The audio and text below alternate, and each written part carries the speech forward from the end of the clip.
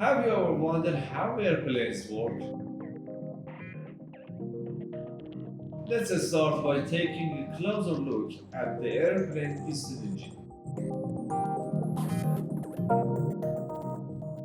The piston engine is an essential part of the airplane. It's worked by converting the chemical energy of fuel into mechanical energy, which powers the airplane. To start the engine, the pilot activates the starter, which grinds the engine. The spark plugs ignite the fuel, which creates a combustion in the cylinder. The combustion process creates a series of small explosions which force the piston to move up and down, generating power. As the airplane gains speed, the propeller spins faster, creating more thrust.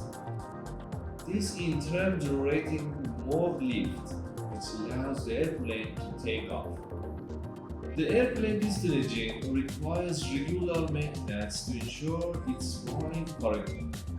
The pilot must be also monitor the engine performance during the flight, paying close attention to the oil pressure and temperature gauges. And that's a brief introduction to the airplane piston engine.